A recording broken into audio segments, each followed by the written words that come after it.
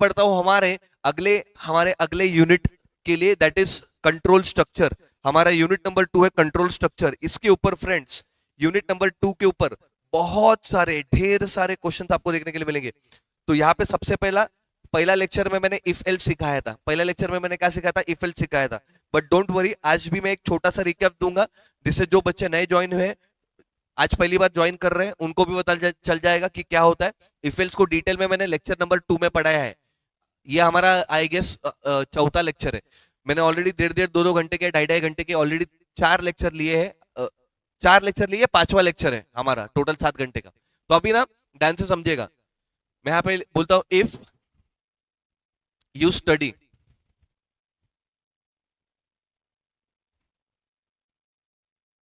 You will pass, bracket close कर रहा हूं।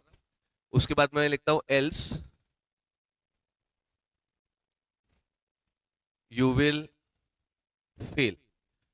तो जब भी ये ग्रामर मतलब इंग्लिश में लिखा है मैंने, ठीक है।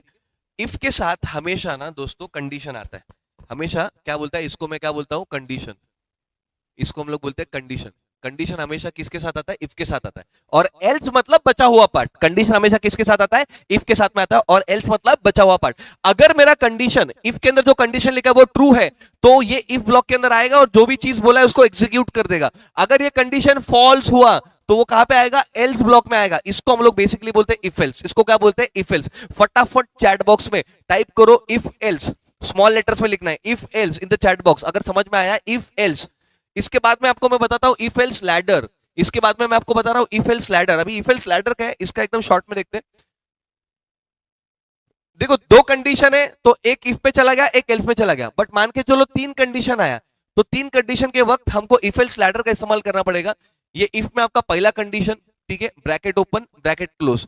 फिर देखो लॉजिकली इफ के बाद एल्स ही आता है, बट एल्स को हम कभी भी कंडीशन नहीं लगाते, कंडीशन इफ को ही लगता है। इसलिए एल्स के साथ में मैं यहां पे ब्रैकेट में इफ लगा दूंगा और ब्रैकेट कंडीशन को ओपन कर दूंगा। तो यहां पे कंडीशन आएगा, यहां पे कंडीशन आएगा, और फिर बचा else bracket open bracket close. तो दोस्तों जब मेरे इसमें 3 कंडीशन होंगी, अगर पहला कंडीशन ट्रू होता है तो वो यहां पे आएगा इफ ब्लॉक के अंदर, दूसरा कंडीशन ट्रू होता है तो वो ये वाले एल्स इफ के ब्लॉक में आएगा, और पहला कंडीशन भी ट्रू नहीं हुआ, दूसरा भी कंडीशन ट्रू नहीं हुआ, तो डायरेक्टली किधर आएगा, एल्स ब्लॉक में आ जाएगा। मतलब दोनों कंडीशन फॉल्स है तो एल्स ब्लॉक में आएगा। तो ये जो मैंने सामने लिखा है इसको बोलते हैं इफ एल्स, इसको बोलते हैं if else if else. If else के ऊपर बहुत सारे क्वेश्चन आएंगे। अब मान के चलो यहाँ पे 3 कंडीशन थे, तो पहला इफ और लास्ट वाला एल्स, और बीच वाला जो कंडीशन रहेगा उसको हम लोग क्या बोलेंगे, एल्स इफ। ऐसे इमेजिन करो कि 4 कंडीशन हमारे पास में है, तो हम लोग शुरुआत इससे करेंगे, अंत इसका एल्स से करेंगे। तो बीच में जो 2 कंडीशन बचे उसके लिए आप क्या लगाएंगे, एल्स इफ लगाएंगे। क्या लगाएंगे, एल्स इफ लगाएंगे। तो इसको किस तरीके से लिखते हैं, यहाँ पे इफ लिखेंगे ब्रैकेट ओपन ब्रैकेट क्लोज, फिर क्या लिखेंगे, एल्स इफ, कंडीशन लिखा ब्रैकेट ओपन ब्रैकेट क्लोज, फिर वापस क्या लिखेंगे, else if bracket open bracket close, उसके बाद में लास्ट में लिखेंगे एल्स। तो ये इस तरीके से ये कंडीशन नंबर 1 है, ये 2 है, ये 3 है, और चौथा मतलब हमारा बचा पार्ट जो एल्स में होता है। तो ये इस तरीके से इफ एल्स लैडर आपको यूज होगा बहुत सारे प्रोग्राम्स में। अगर समझ में आया है तो जल्दी जल्दी टाइप करो। आगे बढ़ते हैं हम लोग। अब ये तो हमारा जनरल इफ एल्स का सिंटैक्स हो गया। अभी एक बेसिक सा प्रोग्राम हम देख रहे हैं। यहाँ पे देखो क्वेश्चन में प्रोग्राम, एक बेसिक प्रोग्राम देख रहे हैं। तो ऐसा क्वेश्चन आएगा, explain nested if else with example. Nested if else का पहले थियरी लिख लिया हमने, फिर उसका सिंटैक्स लिखना है आपको। सिंटैक्स लिखने के बाद में, सिंटैक्स समझ में आता है ना, इफ फिर कंडीशन ब्रैकेट ओपन, वापस से इफ कंडीशन। देखो ये इस तरीके से सिंटैक्स लिखा है, और बाद में program hash include stdio.h hash include conio.h void main int val, val नाम का एक वेरिएबल डिक्लेयर किया है हम लोगों ने यहाँ पे। देखो अभी यहाँ पे ये प्रोग्राम को समझो। यूजर को एक मैसेज देंगे, एंटर अ नंबर। यूजर को मैसेज देंगे एंटर नंबर, जो भी यूजर एंटर करेगा वैल्यू उसको वैल के अंदर स्टोर करेंगे। अभी देखो क्या बोलता है, if val is greater than equal to 5। मान के चलो वैल के अंदर यूजर ने वैल्यू डाला 10, तो कंडीशन क्या चेक होगा, 10 is greater than equal to 5, true और फॉल्स, ट्रू, तो अंदर जाएगा। अब चेक कर रहा है इज वैल ग्रेटर देन 5, क्या बोल रहा है, इज वैल ग्रेटर देन 5, तो वापस से चेक क्या होगा, 10 इज ग्रेटर देन 5, ट्रू और फॉल्स, ट्रू, अंदर आएगा। तो नंबर क्या बोलेगा, number is greater than 5। Else में क्या बोलता है, number is equal to 5, else number is less than 5। अभी इसका मतलब क्या है, इसका ध्यान से समझो।